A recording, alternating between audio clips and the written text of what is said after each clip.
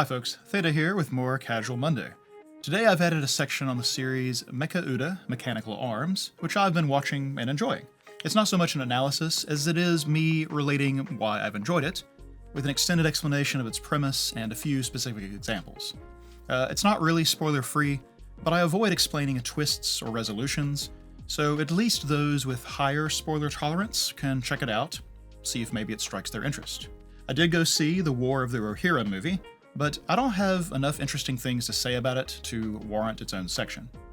Amusingly, I think you could read the existence of the work as a criticism of Tolkien, but you'll have to come find me in Discord if you want an explanation. I do expect to talk about things I see at times in these videos, but we are not going to start this week after all.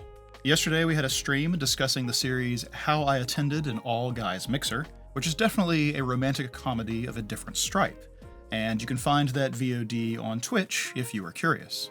This upcoming week is when my family is doing Christmas, so expect a truncated show next Monday. Unfortunate, since some things are probably ending, but them's the breaks. It is casual, after all. Now then, Dan to Dan is up first, then Blue Box, 365 Days to the Wedding, Mecha-Ude, and Girls Band Cry, Episode 5. So I dare say we are still batting 1,000 when it comes to new characters or entities making a memorable introduction. Gigi shows up just long enough last week to seem like he might be Okarun's opposite and possible rival, but it turns out that's just because the scene was so short. He is arguably Okarun's opposite in terms of sheer temerity and extroverted capacity, sure, but those parts of him are so pronounced that it actually seems to grate on Momo rather than endear him to her. The eccentricity of his antics are a rival to Ira's, but that doesn't stop her from being popular, and the brief bit we get of him interacting with Momo's class suggests that it won't stop him either. In the last video, I suggested a pattern of assumptions among our student characters, and if Gigi turned out to be someone who assumed positive things about other people, then we might have a complete set. What he actually thinks we don't really yet know, but he certainly leaps to saying positive things about others. It's surprisingly effective, actually, though I have to imagine Seiko plays along just because it gets a rise out of Momo. Certainly, she hid the fact that he was coming to stay there for such a reason, and knew very well who would be at the door when she made Momo keep up her impression. I find myself wondering if she also knows that this kid was the reason she and Momo had a falling out in the past. Since she knows he was her first love, it does seem possible. Now, while the setup at the end of last episode makes his actual goofiness a subversion of expectations, we don't get too far into this episode before those same antics likewise seem just a setup. We'd wondered if Momo was going to be tempted to rub her very real spiritual powers in his face after his past mockery, but it turns out to be unnecessary. He is a skeptic no longer, and is in fact in dire need of help. At almost the first moment they are alone, he apologizes for making fun of her when they were kids, and all his spasmic gestures and speech drop away as he explains why he now very much believes in ghosts. Parents hospitalized, famous mediums dropping like flies, a house in the mountains that seems extremely haunted by something that he can see, which is itself an alarming development. It's a shame we don't get to see what Gigi was like before the move to the mountains, because I'm tempted to conclude that his exaggerated silliness is a reaction to the impossible crisis he finds himself in. His outlandish introduction in both Seiko's home and the classroom would make you believe that he couldn't possibly take anything seriously, that here is someone completely unburdened by trouble, or shame, for that matter. But I have to imagine that no small amount of time has elapsed while he's wrestled with the haunting, brought in 5 different mediums and kept going after the first one killed themselves, and then arranged to move to Seiko's and implore her for aid. At the very least, the suicide photos show deaths that are months apart. He hasn't broken under the strain, but surely it must exist, and so his animated shenanigans strike me mostly as smokescreen. He is, in fact, so troubled that he doesn't want people to suspect him of having any trouble. Certainly in the second part of the episode, when our highly motivated anatomy doll shows up, he doesn't pull any of his shtick so long as actual trouble seems present.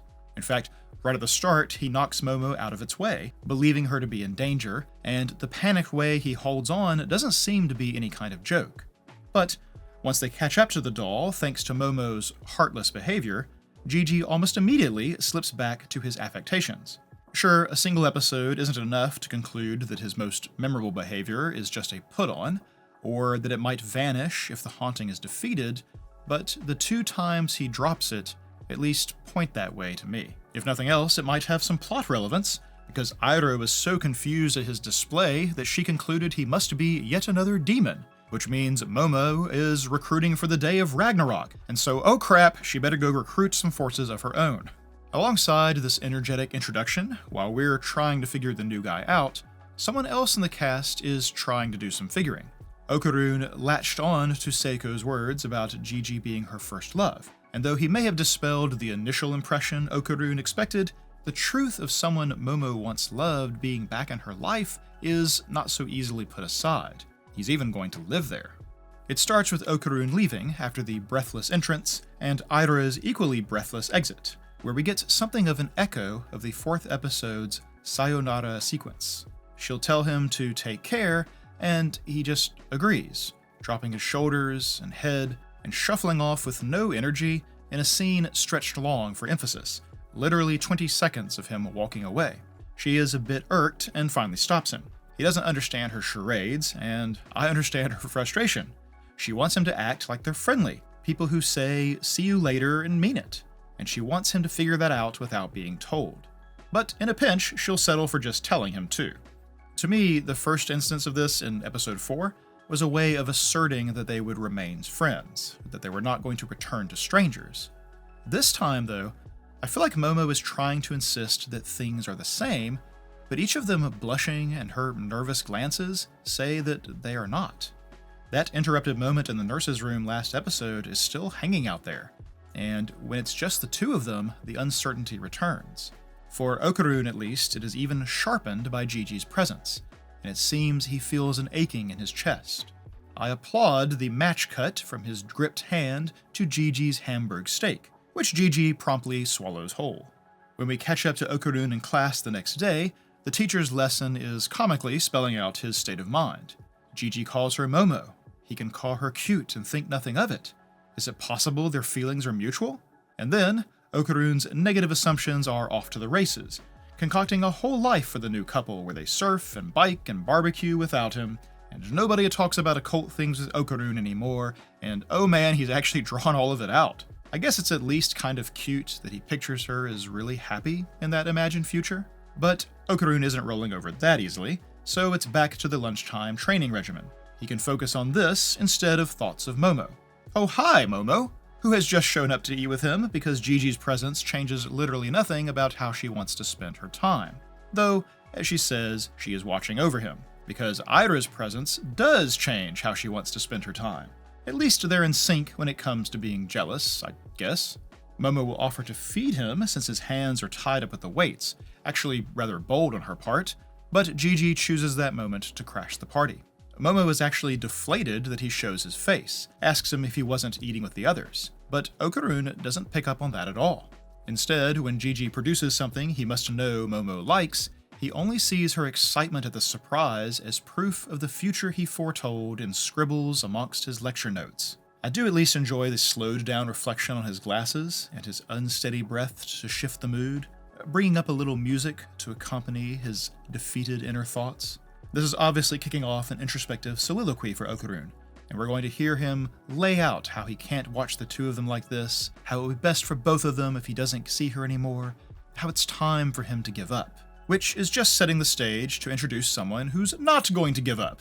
At least that's what the anatomical doll is shouting, disrupting Okarun's pity party. He doesn't know it yet, but this thing is his twin in spirit. Both are accomplished runners, both had everything change for them after meeting a certain someone, had a gray world turn to color, and they both have 1 golden ball each. They're like 2 peas in a pod, 2 pigs in a poke, 2 something else that goes together. Whatever. The important part is that he's got the missing Kintama, so they must give chase. To pause a moment, this means that Gigi being able to see the haunting is unrelated to Okarun's wayward organ. And in fact, if we pay attention during his recounting, we'll see that the tendrils or cracks or whatever that slowly creep around everything eventually make it to Gigi's face, just as he says it was telling him to look at it. Then, when he says it went out of its way to show itself before him, we can see those tendrils actually at the edges of his eyelids, pulling them open. From then on, he sees it all the time. This is just a hunch, but I feel like that isn't how spiritual awakenings usually go in this universe, with entities able to force it on humans. And since he can see Okarun's changed state, we know that it's not just this one haunting he can see. We have something pretty ominous waiting in the wings. But that's a problem for next week's version of me. Right now, we have something a little novel in our series, a supernatural encounter that is mostly humorous.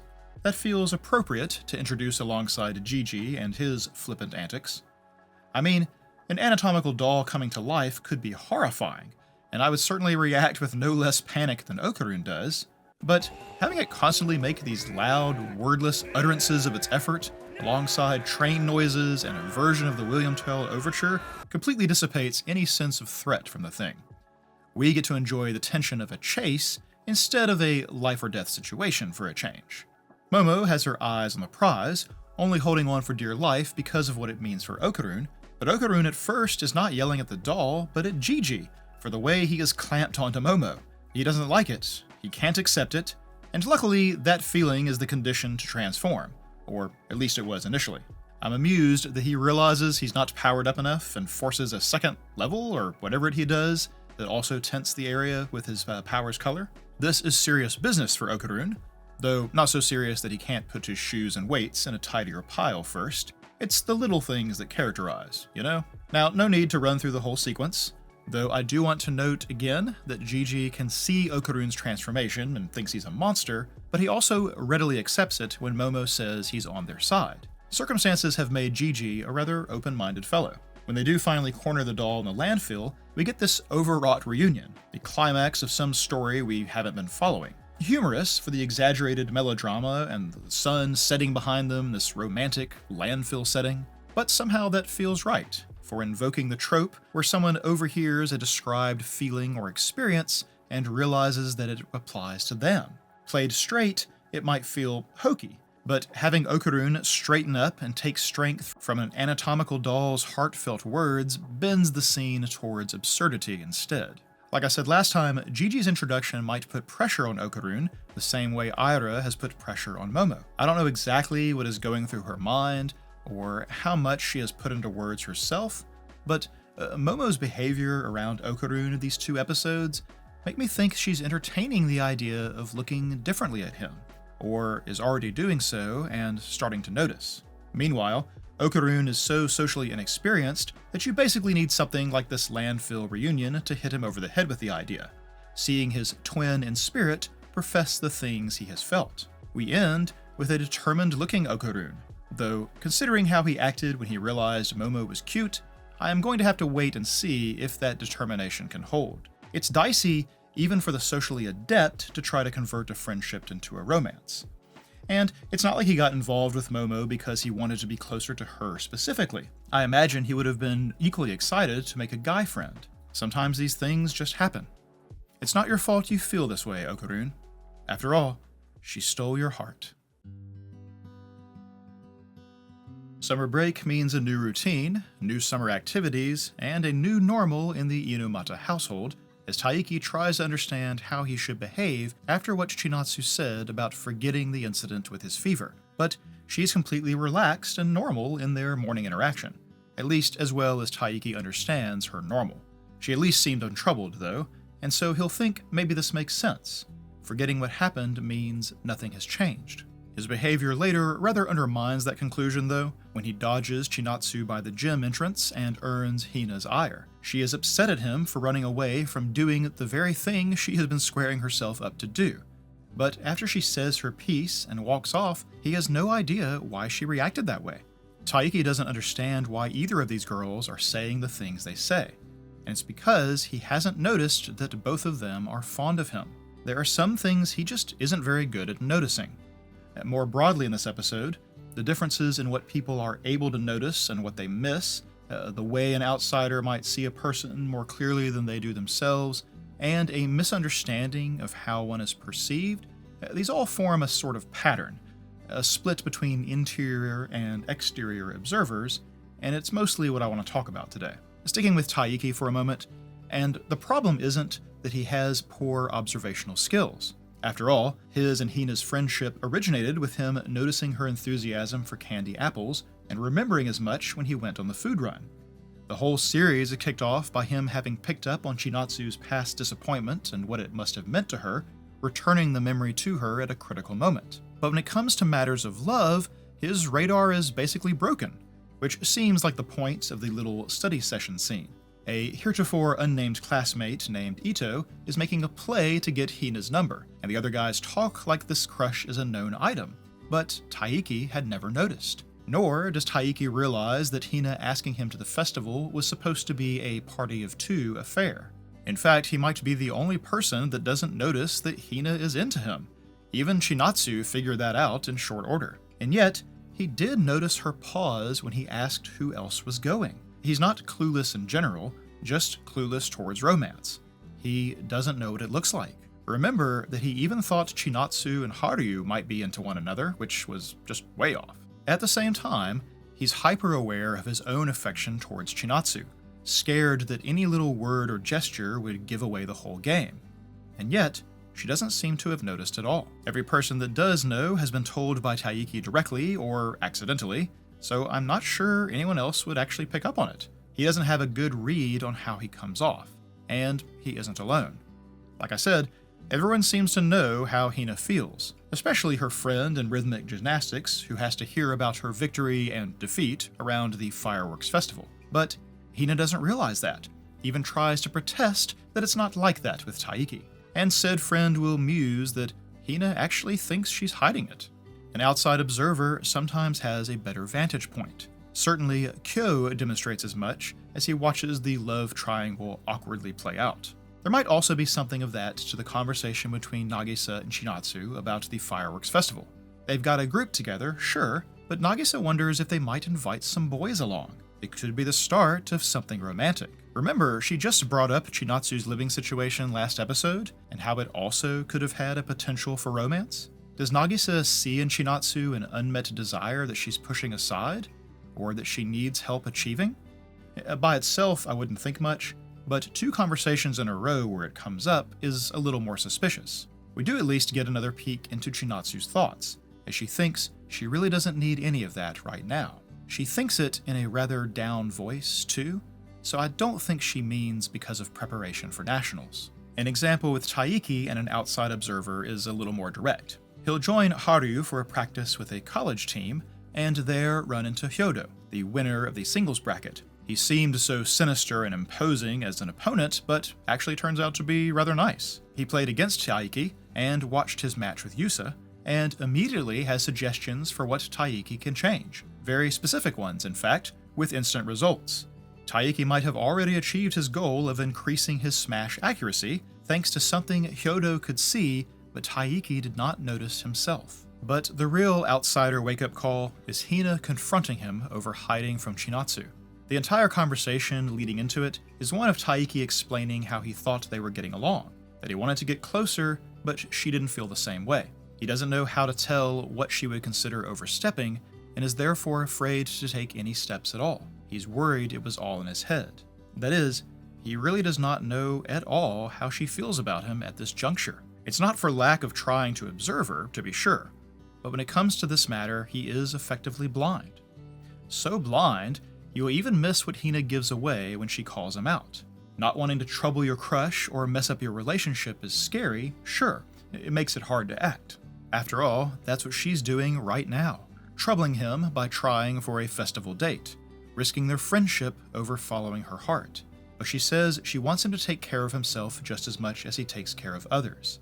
There's something he wants, and putting it aside just to spare someone a little trouble hurts her to see. And then she tells him his ability to stay positive is what makes him cool, but she struggles so much to get the compliment out that anyone else watching could put it all together and figure her out. Not Taiki, though. She's flustered and a bit mad at him by the end, and tells him that hiding and avoiding Chinatsu is super uncool before calling him an idiot and storming off. And evidently, Hina is never like that. And you know, there's something really authentic to her affection for him in this confrontation. She could have said nothing. or even encouraged him to just keep his distance from Chinatsu since that's what she wants. Like I said last time, I'm pretty sure Hina heard something different in Chinatsu's words than Taiki did, and if so, she should be especially worried that Taiki will slip beyond her reach. But because she really does like him, she really would prefer he be happy, and failing that, at least true to himself. I honestly feel like few people would do what she did here while in the same position. She really is still trying to be his best friend. Poor girl. That said, the actual risk of Chinatsu and Taiki getting together seems to be at an all-time low. I am pretty sure both are into the other, and that neither realizes the other feels that way, and both are more worried about how it might disrupt the other's life than they are about their own desires. All of that certainly describes Taiki, unless Hina's words sink in and he starts thinking about pursuing her. Chinatsu's calm at the beginning, though, suggests she is content at preserving peace in the Inumata household. There's even a bit when she and his mother are discussing the fireworks festival and rope Taiki into the conversation. Upon discovering that his parents have a way better plan lined up than he does, Taiki gets animated while his mother gloats. But we cut over to Chinatsu at the end to see her reaction, and she's smiling, pleased to watch her host family getting along. I have to think this is a kind of reassurance she is experiencing, that she's doing the right thing to pull back from Taiki, lest it disrupt this kind of domestic bliss. So yeah, basically everyone fails to notice important things in other people, or fails to grasp what others notice in them. But that isn't the entire problem either, because while something like Hyodo sharing his observations about Taiki is a generous and appropriate response, something like Hina telling Chinatsu about Taiki's crush, or even him hiding from her, would not be appropriate. This is especially vexing for Kyobro, who might actually notice everything about everybody, come to think of it, and yet knows well enough to keep most of it to himself. And because he's such a bro, and has figured out Hina's intent with the festival, he pretends to have a fever to grant her wish, and apparently he really commits to the act, considering the concerned siblings gathered around. Thus, even though Hina stopped short of making her festival date wish plain, she gets it anyway. And it seems she intends to make it count, if her yukata game is anything to go by. Kind of a shame they had a fight immediately before this, and that's certainly what was going through Taiki's mind when he realized it would just be the two of them. When she shows up, though, something else seizes his attention, if all these sparkles are anything to go by. Hina was late, but this is why. The effort to get all dolled up in festival attire. And you know what, Hina? I think Taiki noticed. Well. Last time I proposed that our mystery caller might actually be playing Wingman, considering their role in Honjoji going with Ohara to his hometown. Now I feel like there isn't much mystery to it at all, as they seem the likely culprit behind the branch manager's belief that the two are living together. And since nothing is sacred in the corporate world, she wants them to keep a blog about their experiences as a couple who work for the agency. The timing itself is pretty suspicious as well. The two of them kissing when she was trying to break up their plan has flipped everything upside down, and left to their own devices, they might have remained too freaked out to edge back together. Both felt as though they were swept headlong into something unthinkable, and it's a bit alarming for them in their inexperience. Thus, having this project and supposed living arrangement dropped on them ensures they cannot stray too far apart. In fact, they must immediately spend even more time together just to figure things out. The fear of things getting out of hand comes out in their first conversation, where Honjoji says if they live together and blog about it, there's no telling what might happen, as well as adding an amusing sumo metaphor. Giving up is still an option, but Ohara says he doesn't want to go to Alaska, and he doesn't want her to go either, a statement which gets through her stoic bearing, the very thing she's afraid of. But logically, if they go through with it, they should probably live together, and do so at Ohara's place. Honjoji asks for time to think it through, and boy does she take it. 5 days, in fact. But during that, we get a rather nice little symbolic imagery from her hike. A rock that looks poised to fall at any moment hangs over the path, something that gives the appearance of certain danger. And yet the rock has hung thus for ages. It probably will fall one day. It's not 100% guaranteed that you can safely step below it. But it looks more dangerous than it really is. The problem lies only in squaring yourself up to take the plunge. And Honjoji at this point feels she can't keep avoiding decisions, can't simply wait until all her feelings are sorted out. But of course, that doesn't mean she isn't going to take the plunge without a plan. The stay within bounds plan, that is, an attempt to codify and modify their behavior in such a way to make darn sure that rock stays put. After even a brief taste of the hand-raising part of her rules, Ohara finds himself comparing it to a prison, and she says that, in broad terms, well, the goal is the same. Apparently, Honjoji has never heard the adage about how battle plans never survive contact with the enemy. She relates her document to a travel itinerary, something they're both familiar with, a roadmap that keeps a trip smooth and on schedule. But everyday life is full of too many possible permutations and surprises to adequately map. She's forgotten things like meals, as to whether it's appropriate to cook or eat together. She's forgotten what to do about the bathroom, or brushing her teeth, or bathing. And some of the things she did plan, like the tent to create a separate space, end up not working out at all like she envisioned. And so, what I really like in the episode is how the delightful moments are all surprises. They're all outside the plan. Honjoji is really considerate of Kama, the cat, which in itself I think shows an affection towards Ohara. She intends to stay out of his way, to ignore him entirely, but cats actually like that, and Kama rubs against Honjoji affectionately, a real shock for her. Likewise, the unplanned meal ends up a nice surprise and prompts a conversation about Ohara's collection of spices, his own spin on travel souvenirs. When they went to the public bathhouse, she had told him he was free to leave as soon as he was done. She takes her time, avails herself of the fan and some cold milk, fully expecting he has left. But to her surprise, he is waiting for her, and she likes that very much indeed. And, freshly bathed, walking back to the same apartment together, their thoughts drift near the possibilities.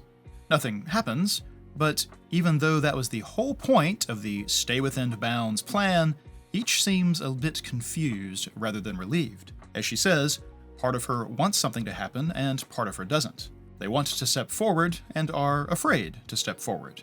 Their texts as they lie awake illustrate the problem rather succinctly, each worried what the other will think they meant, or uncertain what response they may receive as they attempt to be as innocuous as possible.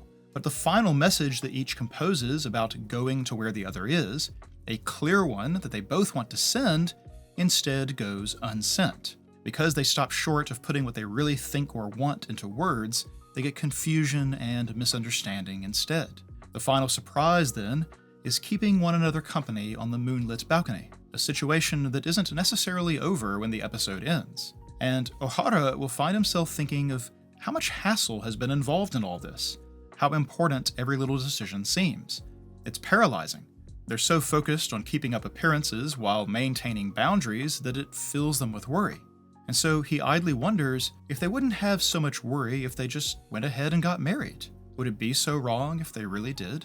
That thought is where they leave us hanging, and while I don't think they're going to get hitched just because it's too much hassle otherwise, this does mark the moment Ohara realizes that marriage is one of the available options. I would normally think that seriously considering that must be a season away at best, but I can't help but note how they are getting a taste for spontaneity.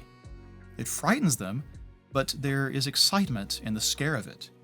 They've been on this sham marriage plan for about 2 months, and have changed more in that span than in the several years leading up to it. Honjoji has the right of it, that they might think they're taking a step forward, only to find themselves tossed out of the ring. But I imagine they are quickly reaching the point where they begin to hope for such an outcome. For Mecha-Ude, Mechanical Arms, I mostly want to give an overview of the show and talk about why I've been watching it. This won't be a completely spoiler-free bit, because I do want to mention some specific examples to illustrate the things I've enjoyed or I thought were done well. But I am generally going to avoid too many specifics, or naming twists, or explaining how various crises wrap up. Rather, I want to give broad strokes about the kinds of things that happen, some of the ideas that it plays with, and then give a few specific examples of things like its humor. So if you have high spoiler tolerance and you haven't seen this, then this may still be okay for you, but if you have low spoiler tolerance, then you might want to skip it. So, Mecha-Ude, Mechanical Arms, is actually an outgrowth of a single OVA episode that was funded through Kickstarter back in 2016, releasing in 2018. The success of that helps propel this full series project into reality, and the same woman behind the Kickstarter is still the director of this season-length work. That is the extent of what I know about her, so everything else I say is just conjecture from watching the show. And watching the show, I feel like it must be taking some inspiration from the Imaishi-directed works at Gainax and Trigger. At the very least, I often feel a similarity in the style of humor and the way it mixes with action sequences, as well as how indulgent it is with its speculative fiction elements.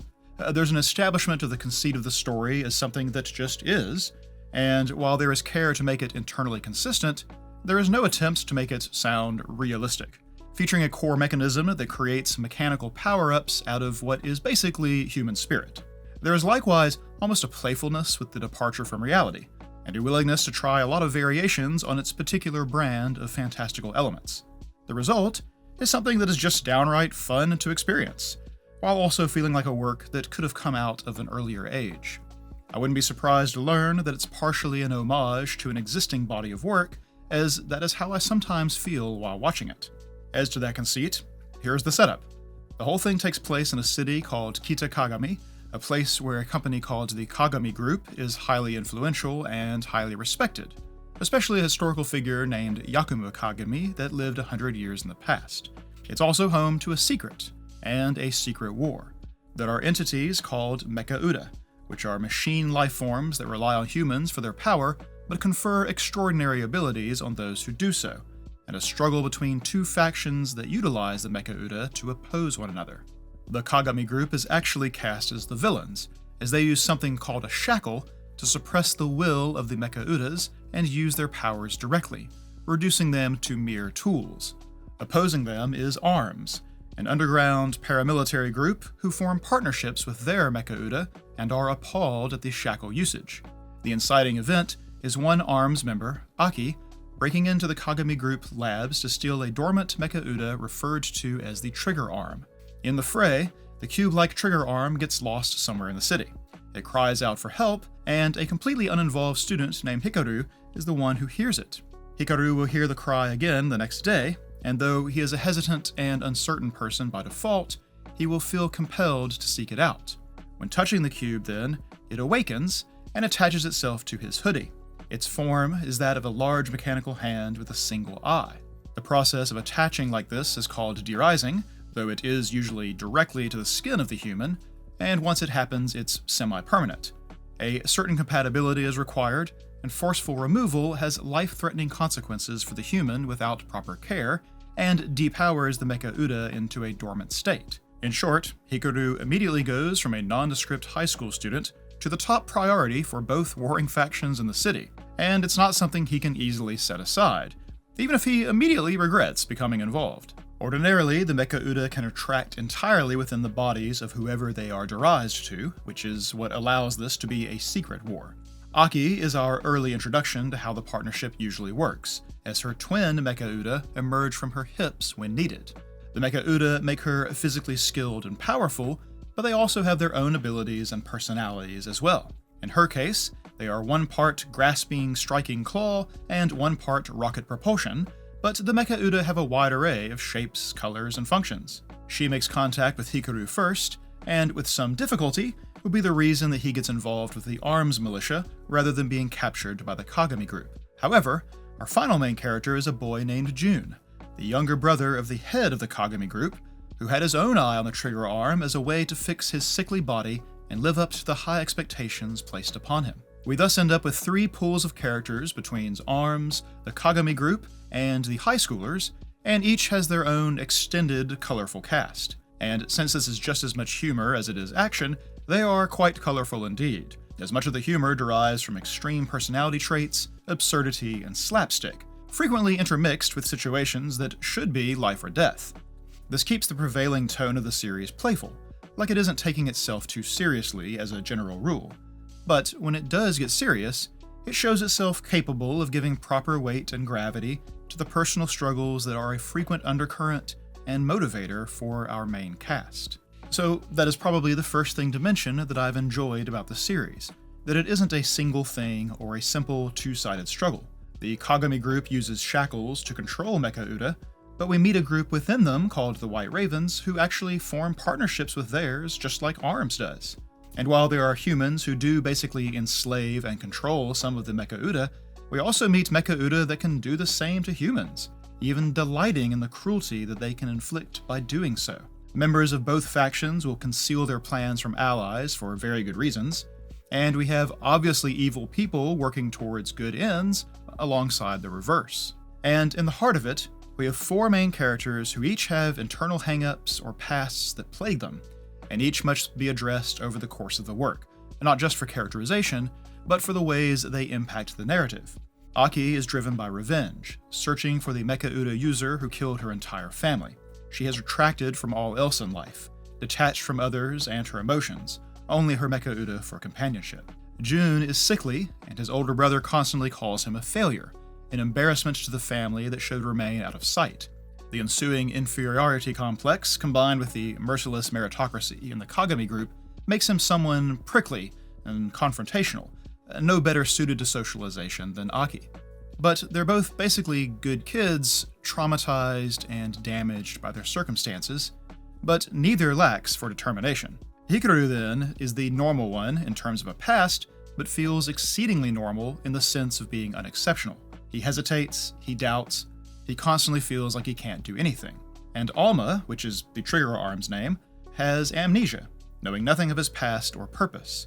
He will be a warm and selfless encouragement for Hikaru for a time, but once reunited to his memories, he has his own fear and regret to constrain him. Each of these four largely overcome their internal crises and interactions with one another, even though those interactions are confrontational more often than not. Now, speaking of Alma, one of the things I like a lot in the series is the expressiveness of the characters, and even though Alma is a mechanical arm with one eye, he is no exception. Hands are kind of expressive anyway, but I'm impressed by how much body language he conveys with just the simple addition of an eye that can emulate lids or brows. I find myself watching him in most scenes and marveling at the effort required to make him seem so personable, and his emotions so recognizable.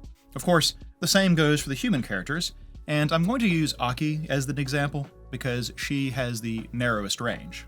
Starting out, she is mostly either stoic or angry, and in later scenes, she is still, well, mostly stoic or angry. Occasionally, she is just determined, and sometimes she is angry to the point of funny, but there's a part when she is thinking of betraying Hikaru, and these same set of expressions take on a different, rawer edge. It's subtle, but enough to be noticeable at that point as a variation. Then, in another instance, she will be grateful that he saved her from peril, and her stoic default will soften for just a moment as she lets herself be vulnerable. Though, to be sure, a lot of time the expression work is for the sake of humor, such as the end of the premiere when she transfers into his class, decides she is going to sit beside him even if she has to bring the desk with her, and gives him this great dead-eye stare as she pretends to introduce herself for the first time. And so I think I will also share a couple of examples of the series' sense of humor. There's a bit when Aki and Hikaru are fighting in an abandoned school, and while fleeing, Alma points out the sign that says there's no running in the hallway, which, of course, Hikaru ignores. When Aki prepares to give chase, her Mecha-Udes, Sinus and Dex, say the same thing. So she says, well, fly then, and they do, flying right past Hikaru, in fact. There's lots of nice idiot logic like that in the show. There's also good awareness of tropes that get subverted for humor. For example, a moment when Aki is flying with Hikaru and another guy through the air into a fight, but she is intercepted on the way, while the other two's inertia carries them on what seems a collision course with the other opponents. It then cuts away from that for nearly 3.5 minutes while Aki fights, only to come back with them still hanging in the air. Obviously, it's important we see that they will collide with the others and turn the tide, but no, they crash harmlessly between them. Trope subverted. Until 1 minute later, when an explosion goes off behind them, they fly through the air and this time do connect. You sly dogs. Speaking of tropes, Aki's Mecha-Ude emerge from her hips, necessitating that she only wear skirts, and that probably sounds like she was designed that way to justify frequent fan service. Instead, They rather painstakingly animate her many fight sequences in such a way to avoid just that, or position something that blocks the view. It almost feels like some kind of self-imposed challenge.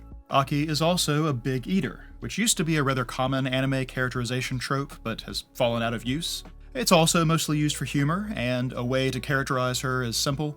However, the fact that she's the first Mecha-Ude user we meet obscures something from us. She is actually exceedingly rare in using more than one at a time. We will meet a Kagami Group henchman who insists on using 3 at once, and soon discover the problem. He runs out of stamina after only a few minutes of fighting. Aki is a big eater because the human users power the Mecha-Ude, and she is using double what most others can manage. And her dual wielding is not just something that exists because of the rule of cool, but is part of her backstory. One of her dead family members is her twin sister, who actually was the original user of Sinus, the left one. She wields both because Sinus is basically part of the only family she has left. To me, all that indicates a thoughtfulness in the design of the show, that even though a lot of it is about contests of willpower and cool transforming sapient appendages, it's not some mindless schlock of action and spectacle. It's goofy and playful at times, and reaches for maximum hype at others. And in between, we have these vulnerable, struggling main characters who are just awkward enough to feel authentic and make us root for them, even when they're at cross purposes. I've had a blast so far, and realizing that I wish there were more series like this in any given year. In the 5th episode of Girls Band Cry, we have the fiercest and most emotionally charged fight to this point, but it's also the first episode that doesn't involve someone talking about quitting or resisting joining the band. The Diamond Dust continuing without Momoko has been a recurring topic, and as I said last time, that usually means an episode will come that makes things plain. I'm not sure we really have the full picture now, but in a roundabout way, we do get something of an answer to why Momoko quit the group and was about to quit music altogether when the story began. The fight between Momoko and Nina in the izakaya is the first scene so far that made me want to stop and replay it before continuing onwards. And the reason I did was that everything Nina says in the first part has one subtext with the information we had to that point, but a different subtext after Momoko says her piece. We don't know why Nina's words get the reaction they do until we understand Momoko's point of view, changing the argument from friction into tragedy. Going into their fight then, we had something of a rough idea. It's not something Momoko wanted to talk about, even willing to outlast Nina's stubbornness to do so, which I thought meant it was more than simple creative differences. But the only other context clues we had still pointed that direction. The promotional posters for Diamond Dust and its new member with their idol-like matching outfits seemed like details that didn't jibe with the Momoko we knew. The one who insisted Nina's stage outfit be her bearing her heart, and whose own stage style was more punk-inspired than pop-inspired.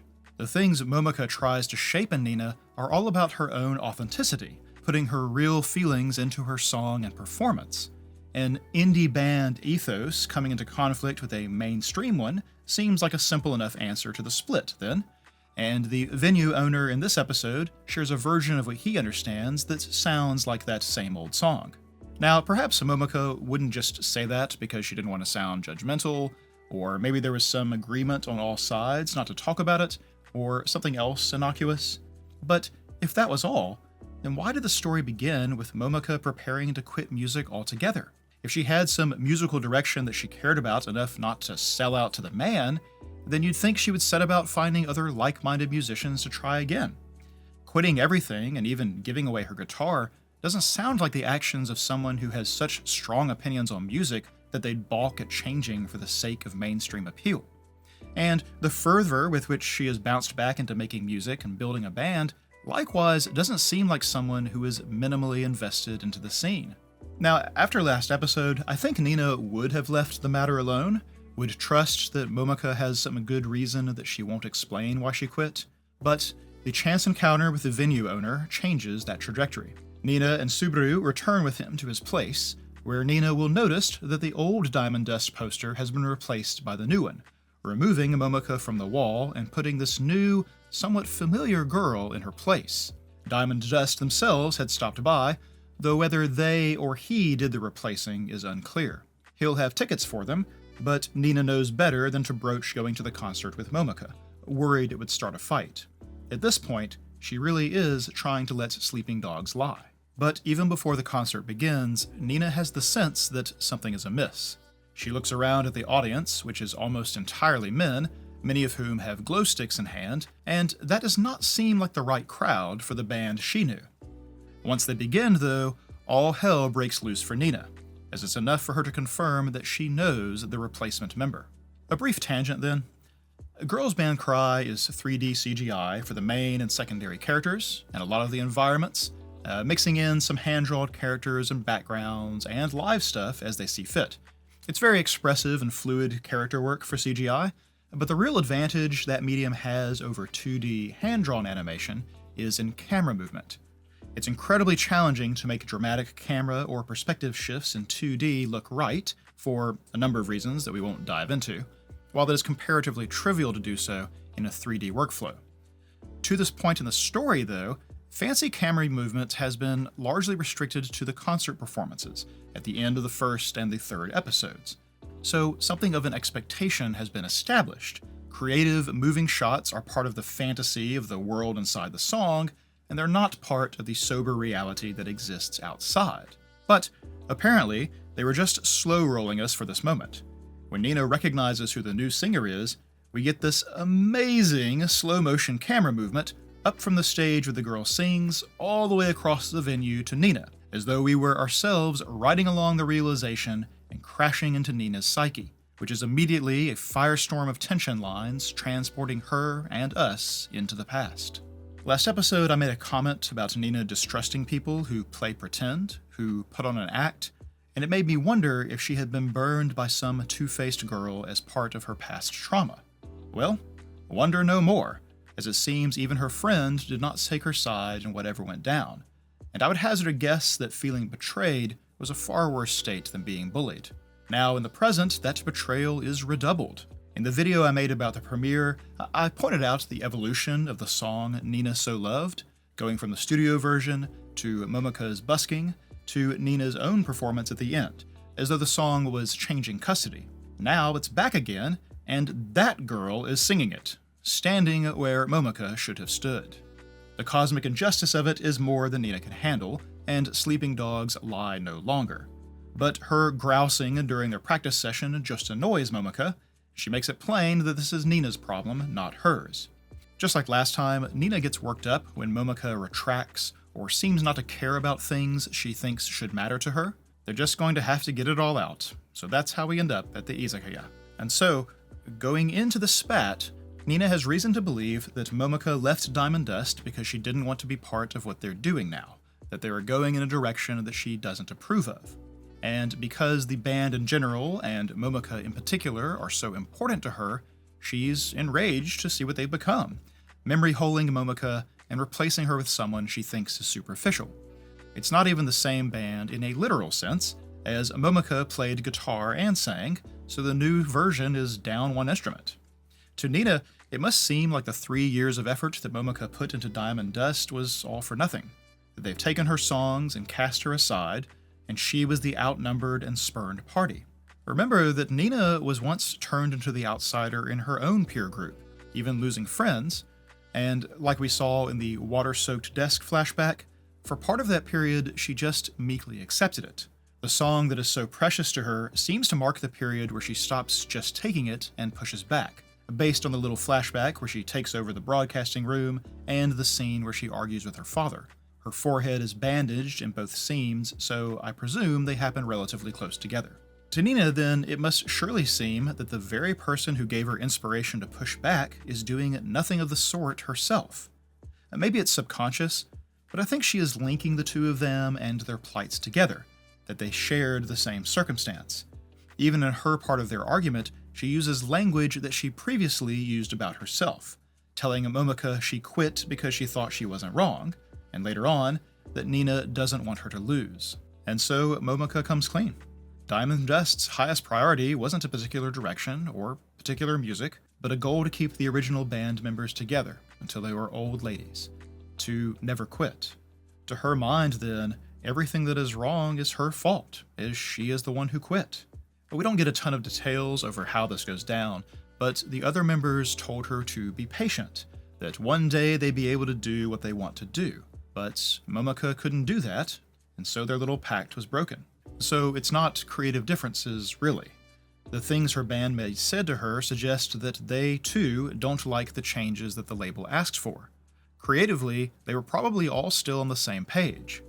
Likewise, Momoko says the most important goal wasn't music or direction, so it may not even be that Momoko balked at the specifics of changing for mainstream appeal. There was instead something about the arrangement that Momoko couldn't stomach. It's a values difference, not a creative one. Maybe it was a matter of control, trading autonomy for popularity. Maybe it was a matter of authenticity, that Momoko wouldn't be able to be her true self in the deal. Maybe it was about respect, that being converted into a girly band instead of letting them succeed on their rock credentials was too untenable. In fact, in this episode, there are 2 instances of people making assumptions about a girl band. When Nina gives the ticket away to a classmate, she immediately says she likes metal. She is assuming whatever Nina is a part of would be far from that. And just before their set, we have another band member come by just to antagonize them. He says, "No offense, but I don't vibe with girl bands," and Momoko starts to protest that they're not really a girl band. They're just a band that happens to be composed of girls. Unfortunately, this is not the stuff of fiction, girl rockers not getting the same benefit of the doubt as their male peers. And it may be none of that, but Momoko felt there was some line she couldn't cross, and was the lone holdout. Maybe if just one more bandmate felt the same, then things would be different, but with the others in alignment, she feels like she is the problem. If she'd just agreed, everything would have been fine. It's her fault she has a sticking point. She's the one that broke their most important goal. Small wonder she was ready to quit it all. Small wonder she has been getting drunk on the regular. The tragedy here, from my point of view, is that Momoko might have the wrong of it. If staying together really was the most important thing, then why did the other 3 accept the deal anyway? Why not keep doing what they were doing until a better situation came along? Unfortunately, we don't have enough detail to understand. Maybe they were already on contract before the objectionable things began. Maybe in the arguments that followed, some things were said that can't be unsaid. All we know is that Momoko thinks she is to blame, that everyone else was right. She and Nina aren't in the same situation. They're in opposite ones. With that in mind, then, we can understand why Nina's words are so galling to Momoko. Nina thinks she's the one who is betrayed, so can't understand why she defends them, why she won't say what she thinks of their current direction. But Momoko believes herself the betrayer, that she gave up all rights to an opinion. In fact, maybe her opinion is simply wrong to begin with. Maybe the reality of splitting up and losing what she had has sunk in, and she now doubts whatever conviction drove her to quit. Whatever the truth, she was ready to leave it all behind and wants to avoid the topic entirely. It's a wound, and Nina is jamming her finger into it. Worse still, she is saying things that Momoko likely did believe at the time, that she couldn't accept the change, that it wouldn't be the diamond dust she knew, that the song Nina loves is the kind of stuff they wanted to do. But that kind of thinking has exacted a heavy price for Momoko. She lost something irreplaceable. Who cares about who's right in that context? Nina doesn't want her to lose, but Momoko believes she has long since lost. Small wonder Nina hasn't seen her really smile. Small wonder Momoko held herself aloof last episode, was cavalier about the reality of band members coming and going. I imagine some part of Momoko is afraid of going through the same turmoil again and holds herself at arm's length. And so it's sort of precious of Nina to be so upset on her behalf at the end of their fight, saying that in spite of what Momoko shared or how she blames herself, Nina still likes her music, was moved by the diamond dust she was part of. Momoko judges herself wrong, and Nina refuses to agree. Momoko has drunk too much, and Nina helps bear her home. But there's a moment when Momoko apologizes, hugs Nina close, and lets herself cry. Much happier music kicks up at that moment, and we cut ahead to Momoko's home, where the other 2 have gotten her safely tucked in. They smile as they leave her to sleep. Quite a change from how Nina reacted to Momoko's excessive drinking back at the beginning of the story. She's far more sympathetic this time around. It's clear they'll all be better for the evening's heated exchange. Now, after Momoko is asleep, Subaru suggests that Nina pick their stage outfits. Seems fair, considering she had hers decided for her last time, but that's not really it. Subaru reveals that despite what Momoko asked, the venue owner has advertised her association with Diamond Dust in the promotional material, no doubt hoping to capitalize on their new fame to fill his own seats. Subaru sees it as an opportunity then. There are likely to be Diamond Dust fans in the audience, and Nina has history with their new singer. It's a chance to say something directly to them. I want to note real quick that I talked about Subaru playing the role of a drummer in their dynamic before, that she keeps them in sync in more ways than just keeping time during their performance. This suggestion that Nina pick the outfits is one example. They'll be united by her decision. Her insistence they quit practice so the two could have it out was another, and she sat between them to make it a little easier to speak openly.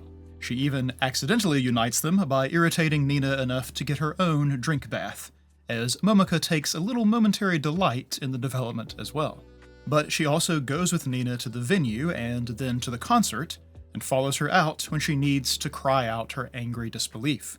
She explains to Nina the ticket-selling setup, sparing Momoko from telling her that she just cost her some money. And she just generally tries to moderate or placate as needed, making nice with the venue owner when Nina is confrontational, or trying to appease the disturbed crowd during the other two's fight.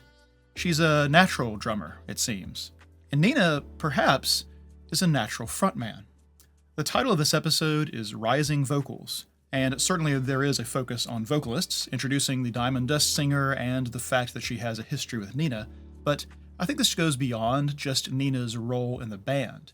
She is increasingly finding her voice in all matters, and increasingly making that voice heard. She needed no convincing to do the live show this time around, actually seems rather determined.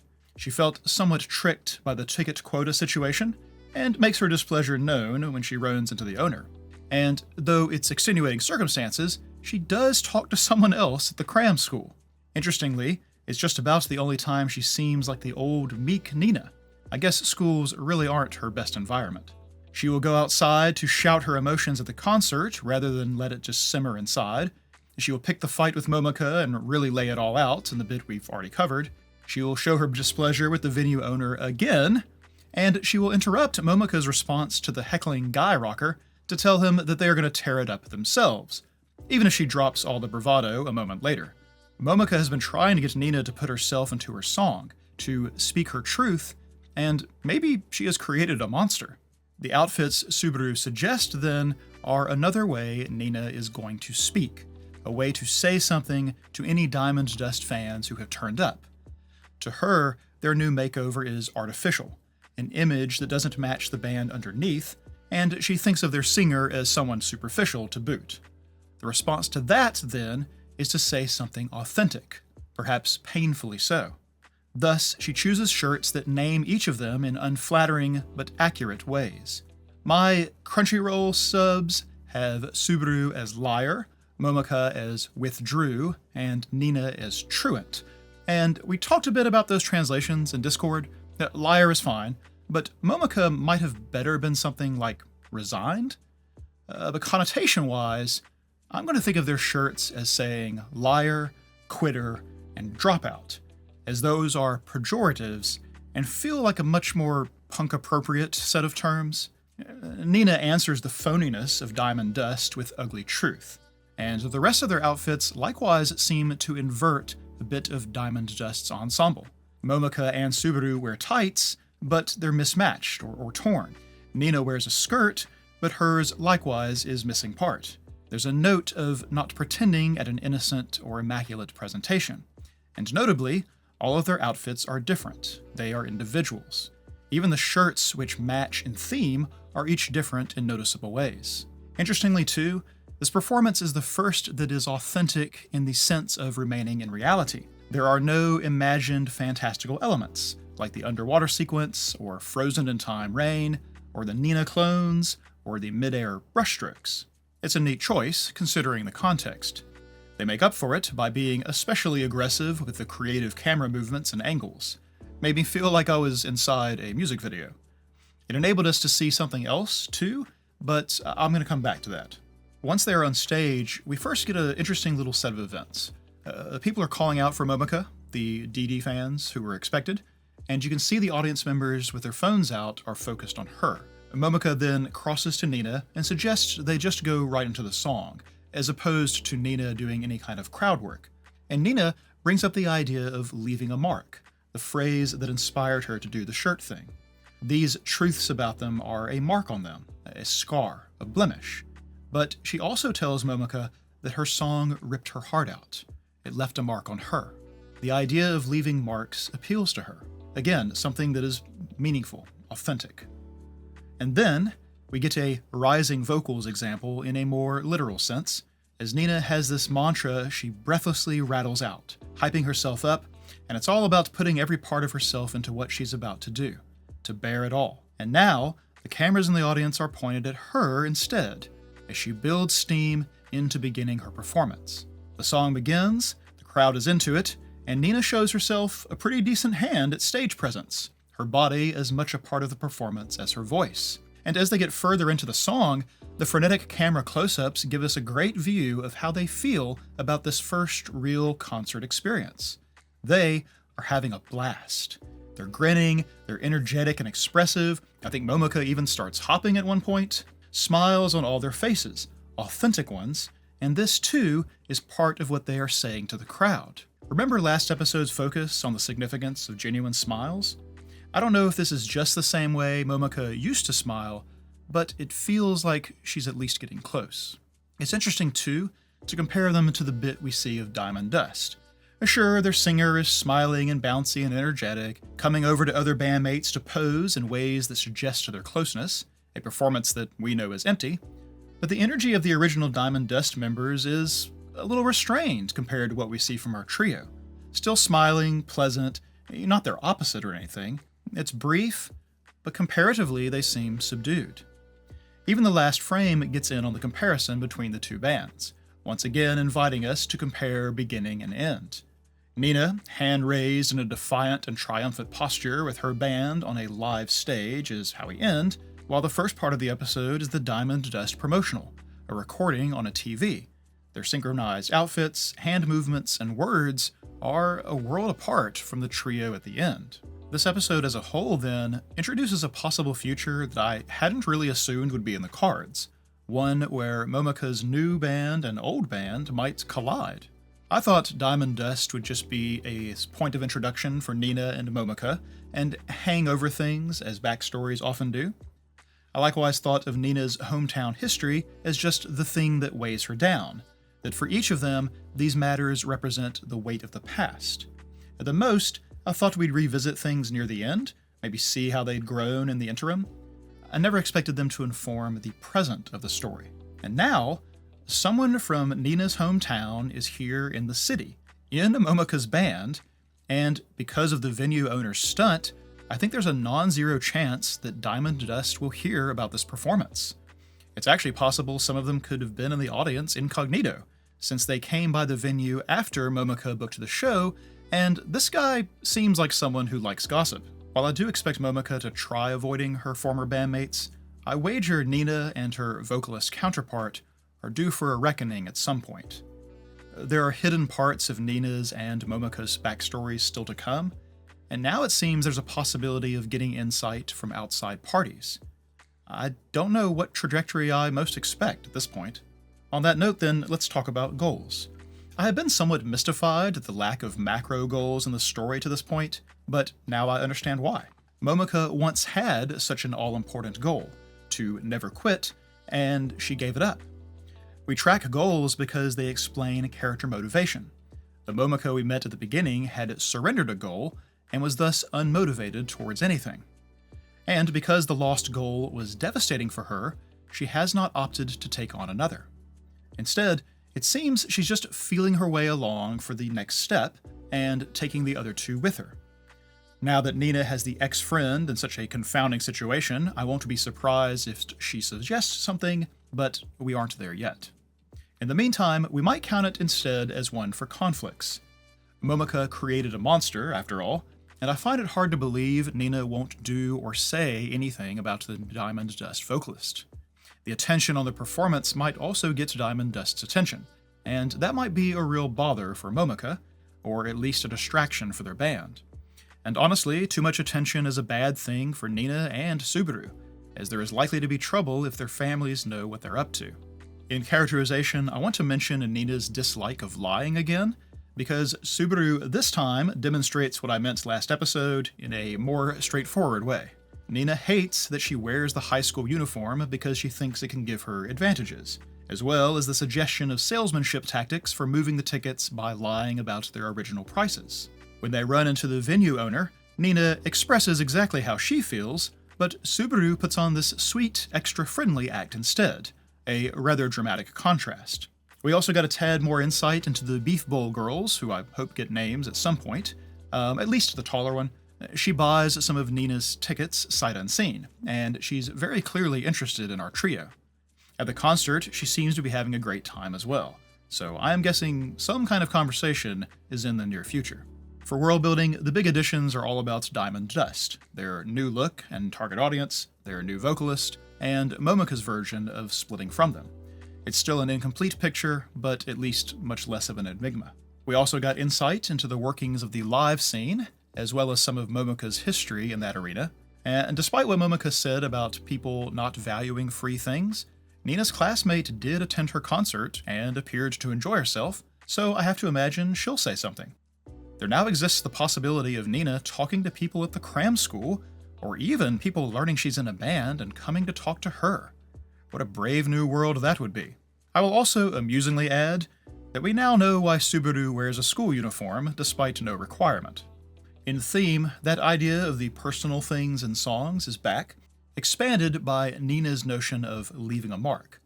Momoko's song did so to her, and it was something akin to violence, or ripping out her heart. But she treasures it all the same, and perhaps wants to leave a mark of her own on someone. I was tempted even to add this in goals, but she might not quite be to the stage where that idea would inform her behavior or decisions, so we'll just see if it comes up again. I do at least find it interesting to broach the subject in the same episode where her ex-friend is now the one who sings her treasured song. The custody of the song has moved again, perhaps, but the mark on her is unchanged. I feel like we're watching Nina expand her understanding of music and its impact then, and I'm curious to see if it drives her to action. There was also the opposing ideas of authenticity and fabrication between the two bands, which we've already discussed, though it's amusingly also a tension between Subaru and Nina, where each is perhaps too dishonest or honest for their own good. Momoko occupies an interesting space in this idea, unable to accept some aspect of what Diamond Dust was asked to become, but so very reluctant to share the truth of why she left. She pushes Nina to speak her authentic feelings while holding her own in check, with this episode potentially a breaking point. That, at least, is what I take away from her approval of the shirts, and I won't be surprised if we see a little less aloof Momoko in the days ahead. That's all for this week, then. Thanks, everyone.